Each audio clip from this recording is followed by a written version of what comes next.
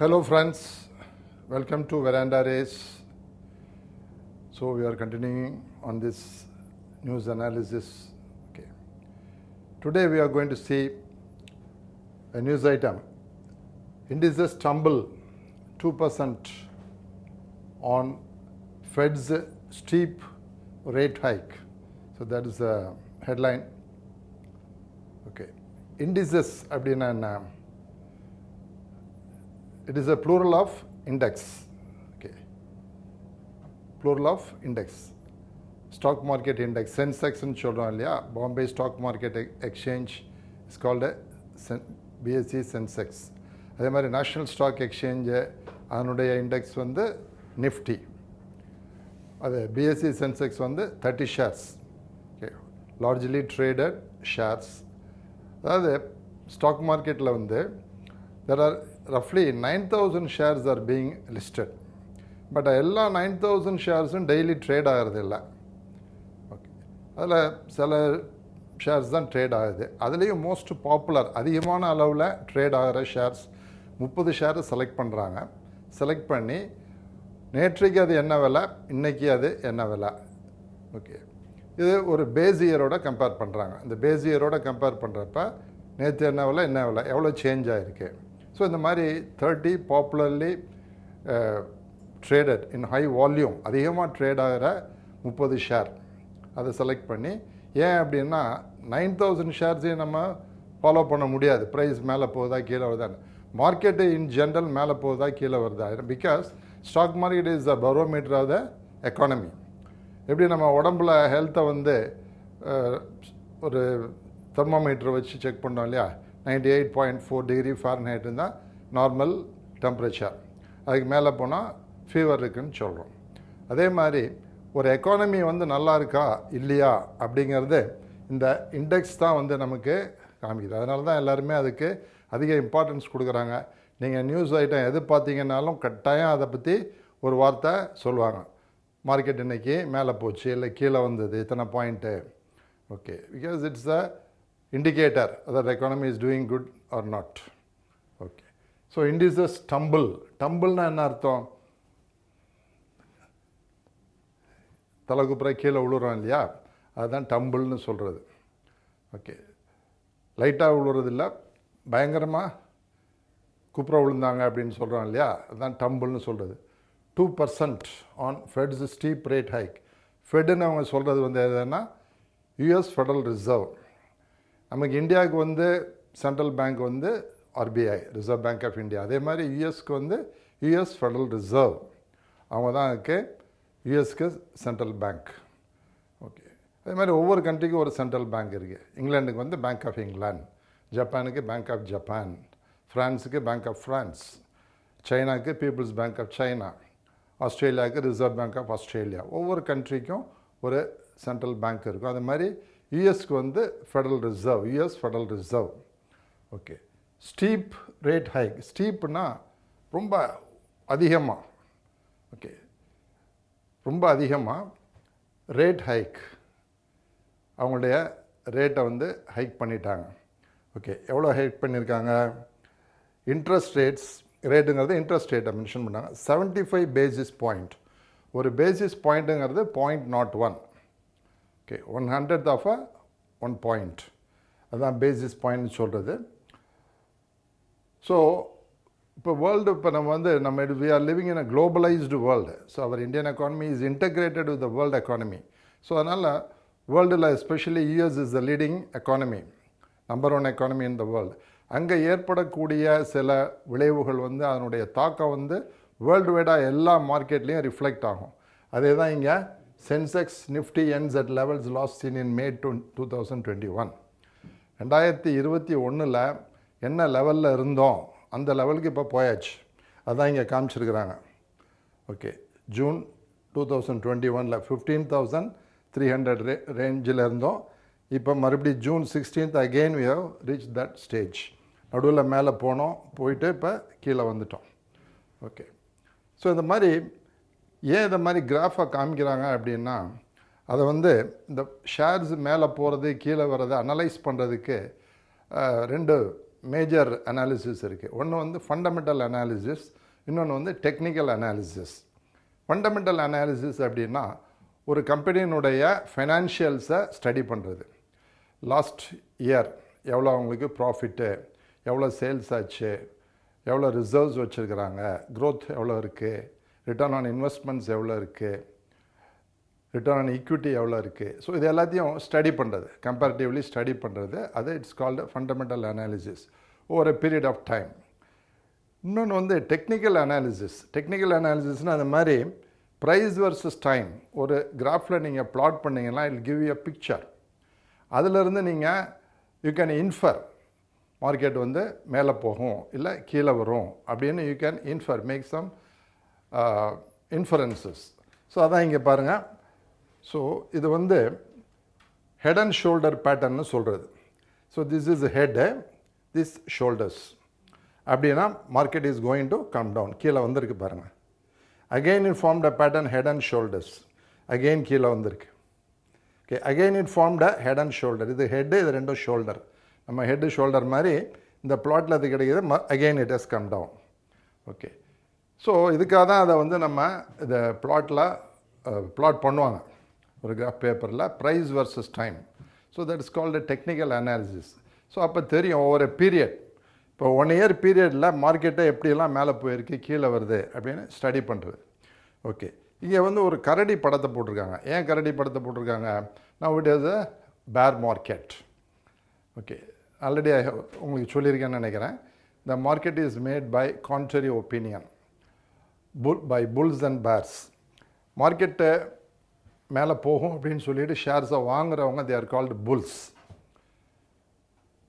இல்லை மார்க்கெட்டு கீழே வரும், ப்ரைஸ் வந்து இதுக்கு மேலே போகாது, கீழே தான் இறங்கும்னு சொல்லி விற்கிறவங்க they are called bears. So ஒரு மார்க்கெட்டில் இன்றைக்கி 10,000 crores வந்து ட்ரேட் நடந்திருக்கு அப்படின்னா 5,000 crores ஒரு group of people have sold the shares. அந்த ஷேர்ஸை இன்னொரு group of people same 5,000 crores வந்து வாங்கியிருக்கிறாங்க. ஓகே, வாங்கினவங்க என்ன நோக்கத்தில் வாங்கியிருக்காங்க? மார்க்கெட்டு இன்னும் மேலே போகும், ப்ரைஸு ஷேர் ப்ரைஸ் மேலே போகுங்கிற எண்ணத்தில் வாங்குறாங்க. They are called bulls. பேர்ஸுங்கிறவங்க மார்க்கெட் கீழே வரும், இந்த ஷேர் ப்ரைஸ் கீழே வரும் அப்படின்னு சொல்லி விற்கிறாங்க. ஸோ கான்ட்ரரி, ஒரே ஷேர் தான், ஒரே மார்க்கெட்டு தான், பட் பெர்செப்ஷன்ஸ் டிஃபர்ஸ். இவங்க நினைக்கிறாங்க மேலே போகும்னு, அவங்க நினைக்கிறாங்க கீழே வரும்னு. So market is made by the contrary opinion. So வாங்குறவங்க தே ஆர் கால்டு புல்ஸ், விற்கிறவங்க they are called bears. So இங்கே பேர் மார்க்கெட், ஏன்னா எல்லாருமே விற்றுக்கிட்டு இருக்காங்க. மார்க்கெட் விற்றாங்கன்னா கீழே வரும். ஓகே, ஷேர்ஸ் எல்லாருமே வாங்க. It's a price is a function of demand and supply. எல்லோரும் போய் வாங்கினாங்க அப்படின்னா ப்ரைஸ் மேலே போகும், எல்லாருமே விற்க ஆரம்பித்தாங்கன்னா ப்ரைஸ் கீழே வரும். ஸோ இப்போ பேர் மார்க்கெட்டில் இருக்கிறதுனால தான் பேர் படத்தை இங்கே போட்டிருக்காங்க. நம்ம பாம்பே ஸ்டாக் எக்ஸ்சேஞ்சில் கூட பார்த்தீங்கன்னா நியூஸில் அந்த பில்டிங்கை காமிச்சிட்டு கீழே ஒரு ஸ்டாச்சு காமிப்பாங்க, புல்லும் பேரும் சண்டை போடுற மாதிரி. So always it is a fight from between bulls and bears. There is another group of people, they are called stags. ஸ்டாக்ஸ்னால் மான். மான் வந்து ஒரு பயந்த சுபாவம் உள்ள ஒரு பிராணி, மிருகம். அது வந்து ரிஸ்க் அதிகமாக எடுக்காது, அக்ரெசிவாக இருக்காது, வெரி டொசைல்.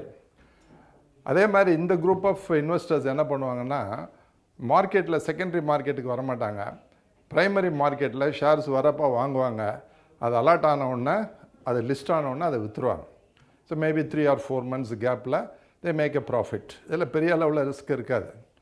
ஓகே, அதுலேயும் ரிஸ்க் இருக்குது. ஏன்னா இப்போ சமீபத்தில் எல்ஐசி ஷேர்ஸு உங்களுக்கு தெரியும், அவங்க அலாட் பண்ண ப்ரைஸை விட 15% கீழே வந்துருச்சு.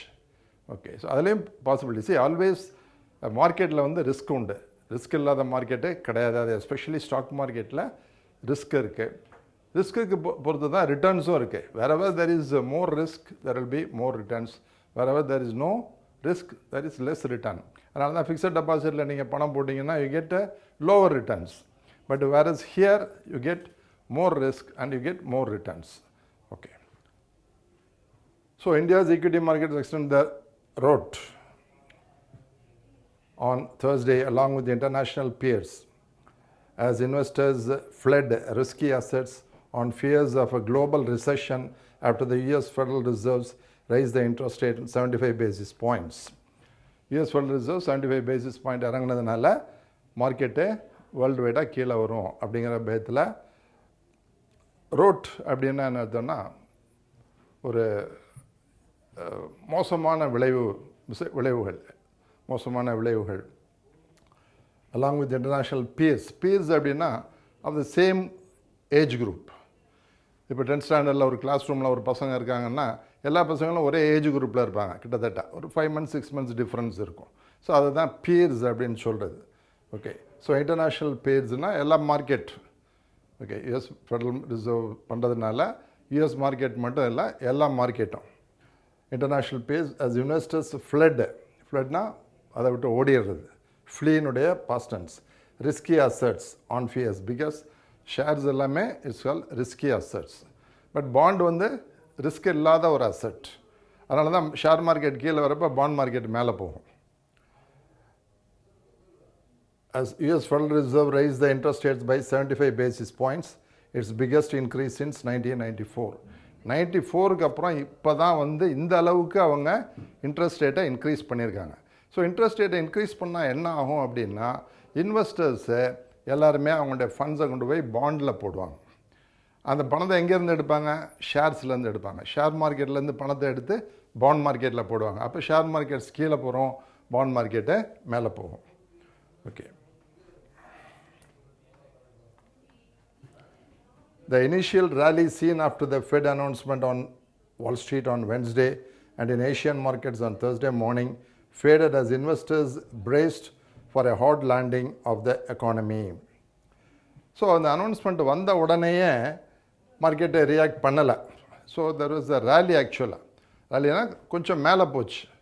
ஓகே, ரேலி அப்படின்னா மோட்டர் கார் ரேலின்னா அது கூட ஒரு ரேலினா அது அப்படி ஒரு மீனிங் இருக்குது. பட் இங்கே ரேலி அப்படிங்கிறது வந்து increase, okay, increase in share prices.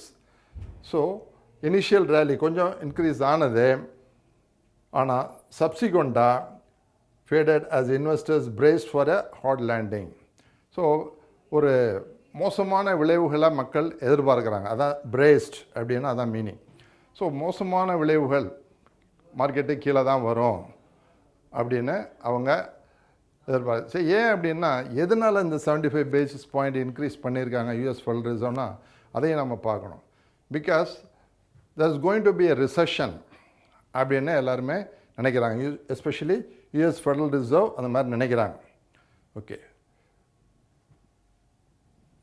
Recession அப்படின்னா என்ன? ஜென்ரல் டவுன் டர்ன் இந்த எக்கானமியில் வந்து ஒரு general downturn, lower growth, unemployment increase. So இது எல்லாமே வந்து ஹை இன்ஃப்ளேஷன், இது எல்லாமே இட் கான்ட்ரிபியூட் டு ரிசெஷன். அப்படின்னா எக்கானமி வந்து டவுன் டர்னில் போயிட்டுருக்கு, நெகட்டிவ் ரேஞ்சில் போயிட்டுருக்கு அப்படின்னு அர்த்தம். Okay, the Sensex had risen 600 points in early trade and plunged over 1,700 points. So இனிஷியலாக 600 பாயிண்ட்ஸு மேலே போகிற மாதிரி போச்சு, ஆனால் ஃபர்தராக 1,700 பாயிண்ட்ஸு கீழே இறங்கிடுச்சு. The Sensex ended the session at 51,490. இது பிஎஸ்சி சென்சிட்டிவ் இண்டெக்ஸை காமிக்குது. 51,496 with a decline of 1,045 points. Okay, முதல்ல 600 பாயிண்ட் ஏறிச்சு, 1,700 பாயிண்ட் கீழே விழுந்தது. ஸோ நெட்டாக வந்து 1,045 பாயிண்ட்ஸு மார்க்கெட் கீழே வந்திருக்கு, or 1.9%. The Nifty on the other hand slumpedனா மறுபடியும் கீழே இறங்குறது, அது ஸ்லம்ப்னு சொல்கிறது. So market slump 331 points at 2.1%. So இங்கே 15,360 வந்திருக்கு அப்படின்னு இதுதான் report. Okay, newspaper report. Okay, இதை நம்ம already explained. On selling spree. Okay, எஃபிஐனா என்னது? Foreign portfolio investors. ஃபாரின்லேருந்து நமக்கு ஃபண்ட்ஸ் வர்றது ரெண்டு விதமாக வருது. ஒன்று FDI, foreign direct investment. Okay, வெளிநாட்டிலேருந்து அவங்க பணத்தை இங்கே கொண்டு வந்து, மெயின்லி டாலர்ஸ் இங்கே கொண்டு வந்து இண்டஸ்ட்ரி ஆரம்பிக்கிறாங்க. ஓகே, ஸோ அது வந்து ஃபாரின் டைரக்ட் இன்வெஸ்ட்மெண்ட். எஃபிஐன்னு foreign portfolio investors.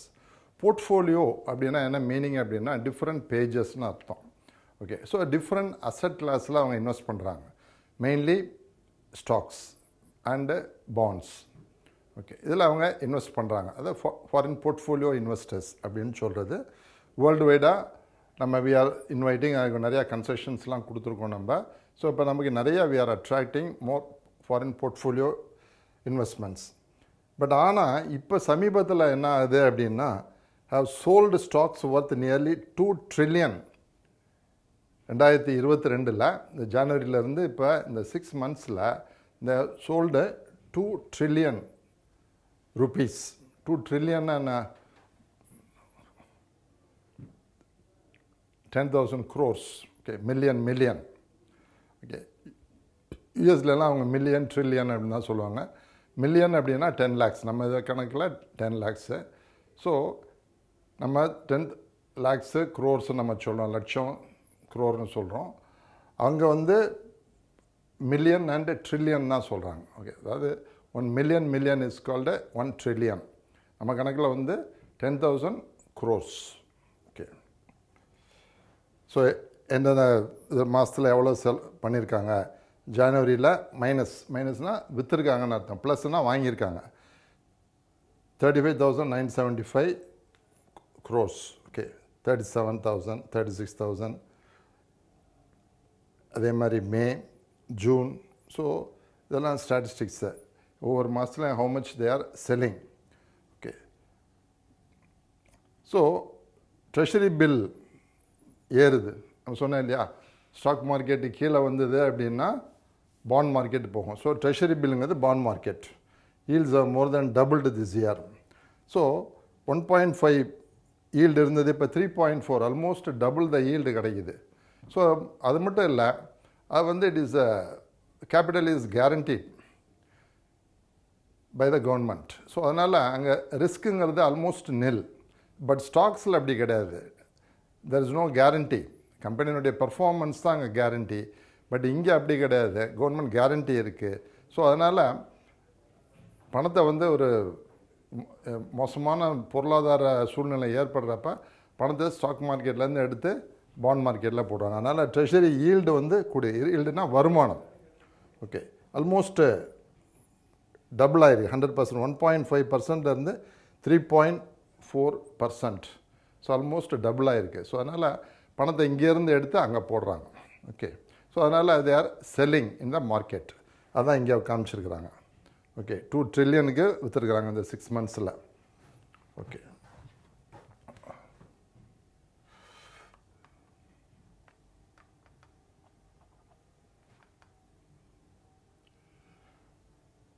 So stock market இதெல்லாமே other news items. Mastercard, RBI lifts ban on Mastercard after 1 year.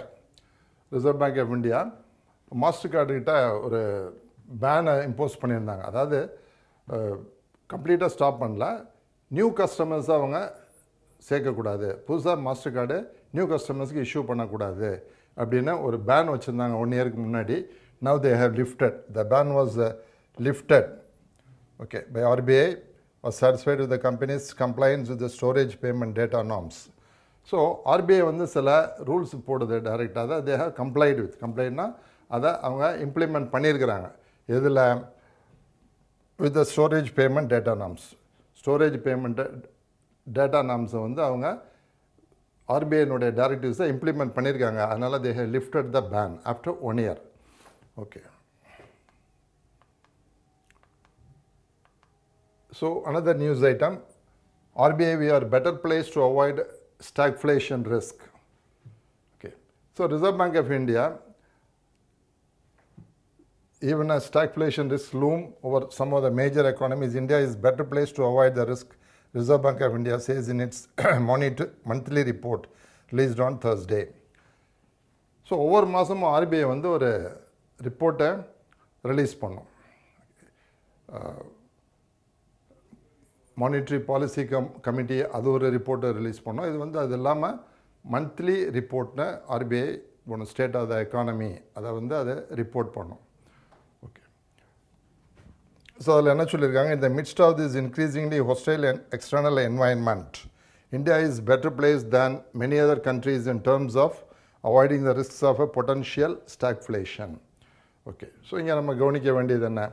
External environment. என்ன external environment?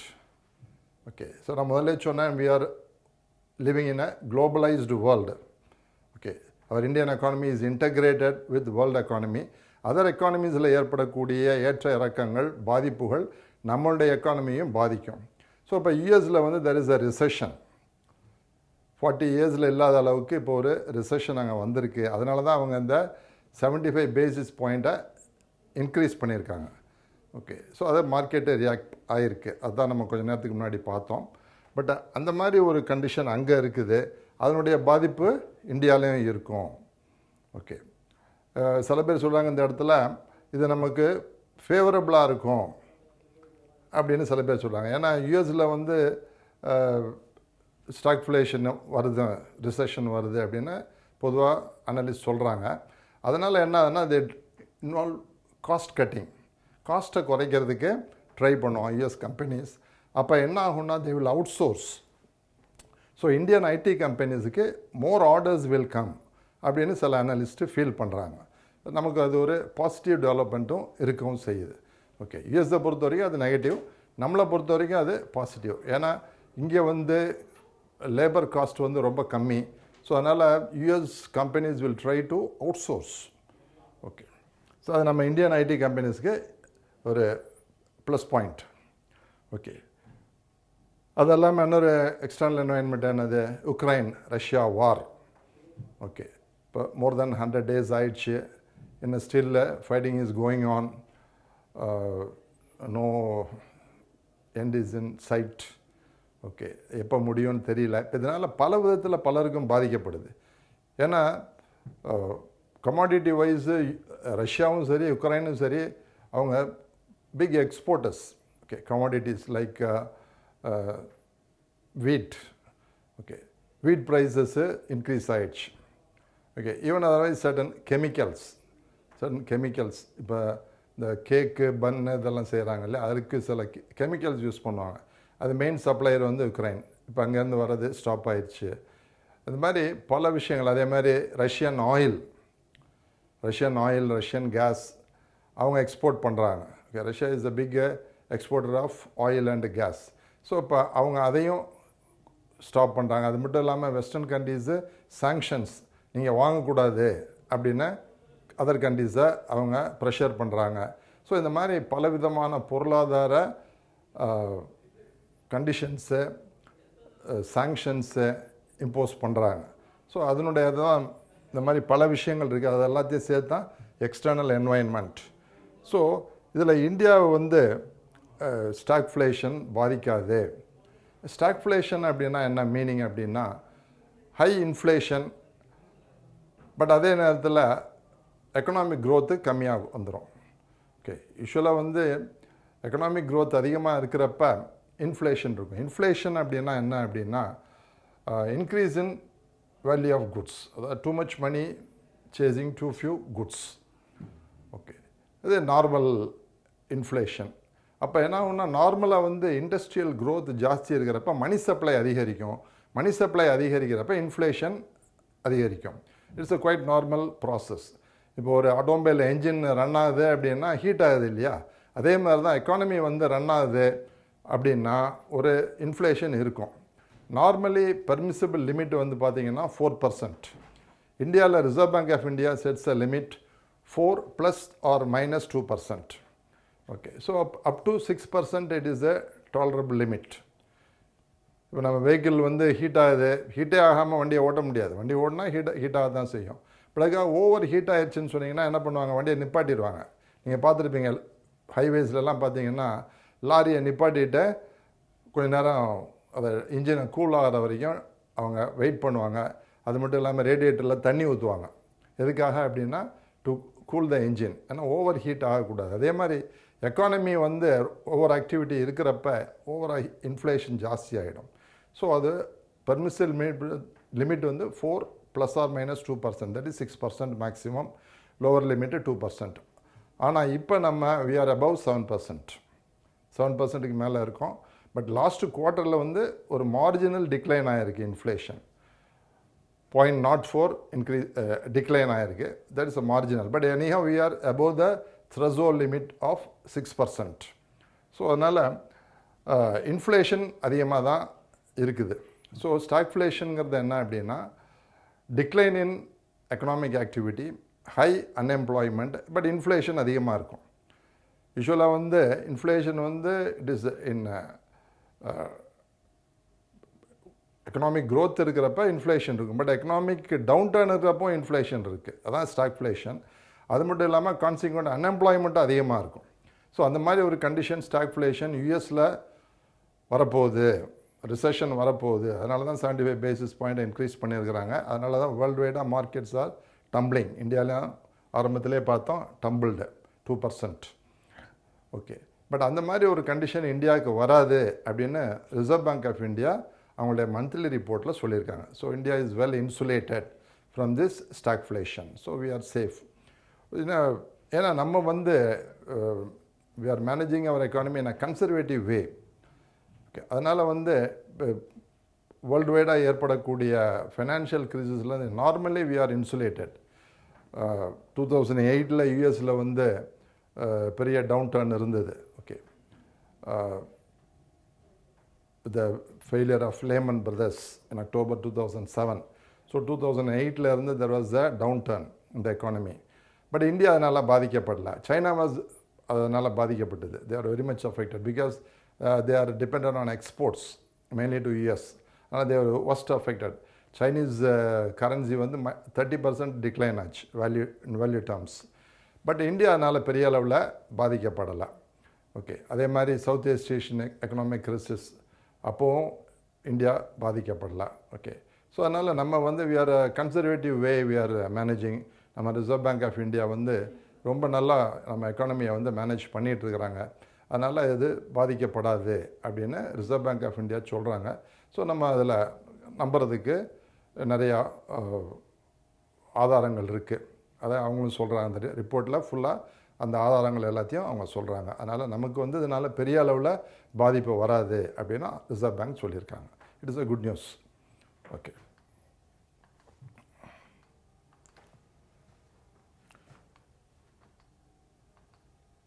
Next WTO members reach historic deal in Geneva. Okay, WTO na World Trade Organization. Okay, so இதுக்கு முன்னாடி Govt அப்படின்னு ஒன்று, General Agreement on Trade and Tariffs. Okay, அதில் 1995 Uruguay rounds அப்படின்னு ஒரு tax நடந்தது. அதுக்கப்புறம் தான் அந்த Govt போயிட்டு அதுக்கப்புறம் WTO வந்தது. It is UN sponsored. World countries எல்லாமே அதில் மெம்பர்ஸ். அவங்க என்ன அவங்களுடைய இது என்ன அப்படின்னா வேர்ல்டு ட்ரேடில் இந்த மாதிரி டேரிஃப்ஸ், டேரிஃப்ஸ் என்னது டியூட்டிஸ், இம்போர்ட் டியூட்டிஸ் போட்டு, இப்போ வெளிநாட்டிலேருந்து ஒரு பொருள் இங்கே வருதுன்னா நம்ம இம்போர்ட் டியூட்டி போடுறோம். அதை வந்து அளவுக்கு அதிகமாக போட்டு வெளிநாட்டு பொருள் இங்கே வராமல் நம்ம தடை பண்ணக்கூடாது. ஓகே, ஸோ முதல்ல அந்த மாதிரி தான் இருந்தது. ஒவ்வொரு கண்ட்ரியும் அவங்களுடைய லோக்கல் ப்ரொடக்ஷனை, இண்டஸ்ட்ரீஸை காப்பாற்றுறதுக்காக வெளிநாட்டிலேருந்து ஒரு பொருள் உள்ள இறக்குமதி ஆச்சு அப்படின்னா அதுக்கு 100%, 200% வரி போடுவாங்க. ஸோ தட் அதனுடைய லேண்டட் காஸ்ட்டை வந்து அது இன்க்ரீஸ் பண்ணுவாங்க. So that the locally produced goods வந்து இட்ஸ் பிகம் காம்படிட்டிவ். இது முதல்ல பண்ணிகிட்டு இருந்தாங்க.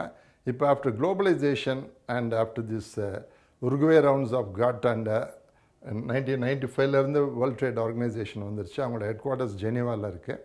ஸோ அவங்க இப்போ ஒரு அக்ரிமெண்ட் போட்டிருக்காங்க. ஓகே, 164 நேஷன்ஸ் அதில் மெம்பர்ஸாக இருக்கிறாங்க. 12th மினிஸ்ட்ரியல் கான்ஃபரன்ஸ், MC12ங்கிறது 12th மினிஸ்ட்ரியல் கான்ஃபரன்ஸ்.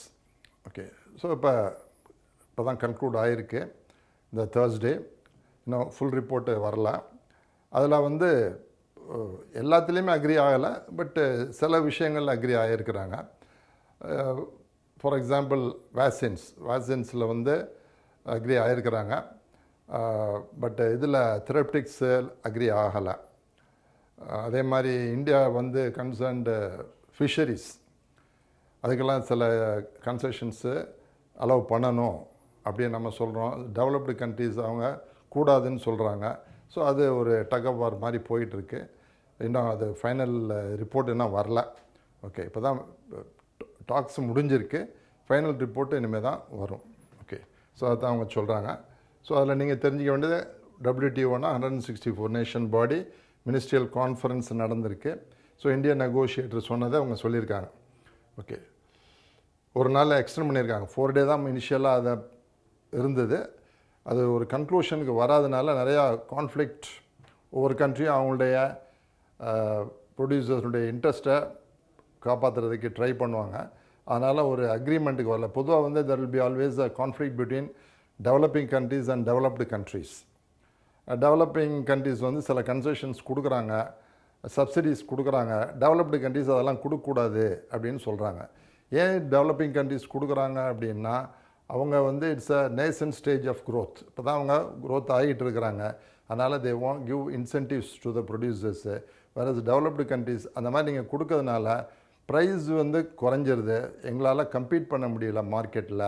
அதனால் நீங்கள் அந்த மாதிரி பண்ணக்கூடாது அதனால் சொல்கிறாங்க. அதனால தான் வந்து நம்ம இந்தியாவிலேயும் வந்து சப்சிடிஸ் எல்லாம் கொஞ்சம் கொஞ்சமாக குறைச்சிக்கிட்டு வரோம். ஃபர்டிலைசர்ஸ் கொடுத்த சப்சிடிஸ் நிறையா குறைஞ்சி போச்சு. அதே மாதிரி கேஸ் உங்களுக்கே தெரியும், முதல்ல கேஸ் எவ்வளோ இருந்தது, இப்போ கேஸ் எவ்வளோ இருக்குது. எதனால் கேஸ் விலை ஏறுதுன்னா, ஒன்று வந்து ஆயில் ப்ரைஸ் இன்க்ரீஸ் ஆகுது, அது ஒரு காரணம். இன்னொரு மெயின் காரணம் என்ன அப்படின்னா சப்சிடி. ஓகே, ஒரு 15 வருஷத்துக்கு முன்னாடி 250 ரூபா இருந்த ஒரு சிலிண்டர் கேஸ் வந்து இன்றைக்கி 1065 வந்துருச்சு. Okay, 2 reason. ஒன்று வந்து மெயினாக government is withdrawing the subsidy. ரெண்டாவது world oil price increase. Oil price increase ஆகிருக்கு. இது 2 main reason. Okay, so India has agree to the proposal of no export restrictions on World Food Programme. So சில விஷயங்களில் வந்து India வந்து விட்டு கொடுத்துருக்கு. அது வேர்ல்டு ஃபுட் ப்ரோக்ராமுக்கு வந்து அந்த ப்ரொப்போசலுக்கு இந்தியா அக்ரி ஆகிருக்கு. அதே மாதிரி வேக்சின்ஸ் அந்த இதுலேயும் இந்தியாவுடைய இதை அவங்க எடுத்துக்கிட்டாங்க. அதே மாதிரி ட்ரிப்ஸ்னால் என்னது? Trade related intellectual property rights. So intellectual ப்ராப்பர்ட்டிக்கும் ஒரு உரிமை உண்டு, அந்த ரைட்ஸையும் பாதுகாக்கணும். ஓகே, ஸோ இப்போ ஒருத்தர் வந்து ஒரு மெடிசன் டெவலப் பண்ணுறார். இப்போ கூட ரீசெண்டாக புற்றுநோய்க்கு ஒரு மருந்து கண்டுபிடிச்சிருக்கிறதா ஒரு ரிப்போர்ட் வந்திருக்கு. இப்போது இதை வந்து அவர் கண்டுபிடிக்கிறதுக்கு எவ்வளோ கஷ்டப்பட்டுருப்பார்? அவர் 10 வருஷம் கஷ்டப்பட்டுருப்பார். நிறையா பணம் செலவு பண்ணியிருப்பாங்க அந்த கம்பெனி. சயின்டிஸ்ட் எல்லாம் வச்சு அவங்களுக்கு சேலரி கொடுத்து எக்ஸ்பென்சஸ் நிறையா ஆகிருக்கும். நான் அரைவ்ட். இப்போ இதை வந்து அதை அப்படியே காப்பி பண்ணி நம்ம இங்கே மேனுஃபேக்சர் பண்ணோன்னு வச்சுக்கோங்களேன், அவங்களுக்கு லாஸ் இல்லையா? இவ்வளோ நாள் இன்வெஸ்ட்மெண்ட் பண்ணது, உழைச்சது, இதெல்லாம் வேஸ்ட். அது வந்து it has to be protected. அதுதான் வந்து இன்டெலெக்சுவல் ப்ராப்பர்ட்டி அப்படின்னு சொல்கிறது. Okay, so trade related intellectual property rights. Okay, trade related intellectual property rights. ட்ரிப்ஸில் சில வெய்வர், சில இதுக்கு வந்து சலுகை கொடுத்துருக்குறாங்க. an agreement could be reached only on vaccines. நான் முதல்ல சொன்னேன் இல்லையா? and the official negotiations for diagnostics and therapeutics would start in 6 months. இது ரெண்டுக்கும் வந்து இன்னும் அவங்க ரீச் பண்ணல, இன்னும் நம்ம நெகோஷியேட் பண்ணணும் அப்படின்னு சொல்லிகிட்டு இருக்கிறாங்க. ஒன்லி இப்போ வேக்சின்ஸ்க்கு மட்டும் அவங்க வெய்வர் கொடுத்துருக்குறாங்க. ஓகே,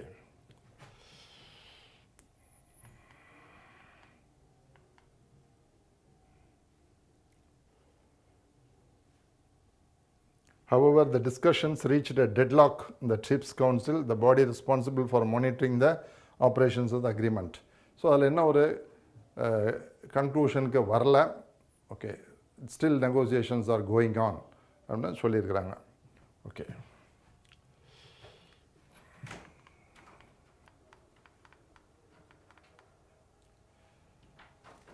அடுத்தாப்புல protest erupts against Center's Agnipath scheme. Okay, நார்த்தில் பல ஸ்டேட்ஸில் வந்து ஏகப்பட்ட கலவரங்கள் இன்னும் நடந்துக்கிட்டு தான் இருக்குது. நீங்கள் டிவி பார்த்தீங்கன்னா தெரியும். உத்தரப்பிரதேஷ், ஹிமாச்சல் பிரதேஷ், ஈவன் டெல்லி, தெலங்கானா, ஹரியானா, ஜம்மு அண்ட் காஷ்மீர், இந்த மாதிரி பல ஸ்டேட்ஸில், எஸ்பெஷலி நார்தர்ன் ஸ்டேட்ஸில் இன்னும் வந்து ப்ரொட்டஸ்ட் இஸ் கோயிங் ஆன். இங்கே தமிழ்நாட்டில் அந்த அளவுக்கு இல்லை. நேற்று திருச்சியில் மட்டும் ஒரு இடத்துல நடந்திருக்கு இந்த ப்ரொட்டஸ்ட்டு, பெரிய அளவில் இல்லை. பட் நார்த்தில் வந்து கிட்டத்தட்ட 6 ட்ரெயினை கொளுத்திட்டாங்க, ஃபுல்லாகவே கொளுத்திட்டாங்க. 32 ட்ரெயினை கேன்சல் பண்ணியிருக்காங்க. அது மட்டும் இல்லாமல் சில பொலிட்டிக்கல் பார்ட்டிஸ் ஆஃபீஸர்ஸ் எல்லாம் அடிச்சோ நொறுக்கியிருக்கிறாங்க. இந்த மாதிரியெல்லாம் சில இது நடந்துக்கிட்டு இருக்கு. Government is fire fighting. அதை பற்றி நம்ம ஏற்கனவே பார்த்தோம், போன வீடியோவில் பார்த்தோம். என்னென்ன மாதிரி அவங்க சில கன்ஸ்ட்ரக்ஷன் ஏஜை வந்து இன்க்ரீஸ் பண்ணியிருக்காங்க. 17.5 to 21 வந்து 23 பண்ணியிருக்கிறாங்க. அதே மாதிரி 75% இந்த அக்னிவீர்ஸ் வெளியில் வரப்போ தே வில் பி அப்சார்ப்டு இந்த central armed reserve police force, Indo Tibetan police force, அது மட்டும் இல்லாமல் even public sector units, even financial institutions they should absorb this people அப்படின்னு கவர்மெண்ட்டு நெகோஷியேட் பண்ணிகிட்ருக்கு, சொல்லிகிட்டு இருக்கு. இன்னும் அது ஒரு ஃபைனல் ஷேப் எடுக்கலை. இந்த மீன் டைம் ஒரு அனௌன்ஸ்மெண்ட்டும் வந்திருக்கு. இந்த மந்த் எண்டில் வந்து first recruitment is going to government is going to make the first recruitment, first instalment of the recruitment பண்ண போகுதுன்னு ஒரு அனௌன்ஸ்மெண்ட் வந்திருக்கு. So these are all the happenings. Okay, so இன்றைக்கி செஷனில் வந்து நம்ம என்னென்ன பார்த்துருக்கோம், WTO பற்றி பார்த்துருக்கோம், இந்த அக்னிபாத் அதனுடைய இதை பற்றி பார்த்தோம். அது இல்லாமல் மார்க்கெட்ஸ், ஓகே, சென்செக்ஸ் நிஃப்டியினுடைய டவுன் டர்ன் எதனால் அது ஆச்சு அப்படிங்கிறது அதனுடைய விளைவுகளையும் பார்த்தோம். ப்ளஸ் ஆர்பிஐனுடைய ரிப்போர்ட், இந்தியாவுக்கு வந்து ஸ்டாக்ஃப்ளேஷன் வராது அப்படிங்கிற அந்த ஒரு ரிப்போர்ட்டையும் பற்றி பார்த்தோம். ஸோ இதே மாதிரி மறுபடியும் அடுத்த செஷனில் அதர் ரெலவெண்ட் நியூஸ் ஐட்டம் பார்ப்போம். ஸோ இதில் வந்து நீங்கள் நம்ம எக்ஸாம் பாயிண்ட் ஆஃப் வியூவில் நீங்கள் இதெல்லாம் நீங்கள் அவசியம் தெரிஞ்சுக்கணும். ஏன்னா இதிலெல்லாம் கேள்வி வரும். மார்க்கெட்ஸ் எதனால் டெம்பிள் ஆகிருக்கு, பேர் மார்க்கெட்னா என்ன, புல் மார்க்கெட்னா என்ன, யூஎஸ் ஃபெடரல் ரிசர்வ்னா என்ன, ஸ்டாக்ஃப்ளேஷன்னா என்ன, ஓகே, WTOனா என்ன, GATT general agreement on trade and tariffs அப்படின்னா என்ன. ஸோ இதெல்லாம் பற்றியும் இன்றைக்கி நம்ம விளக்கமாக பார்த்தோம். ஸோ இது எல்லாத்துலேயும் வந்து கேள்விகள் வர்றதுக்கு வாய்ப்பு இருக்குது. ஸோ அதனால் இது எல்லாத்தையும் நீங்கள் தெரிஞ்சு வச்சுக்கோங்க. Okay, so wish you all the best. Again will meet. Okay, so இப்போதைக்கு இந்த செஷனை இதோட நம்ம கன்க்ளூட் பண்ணுவோம். Again will meet in the next session. Bye.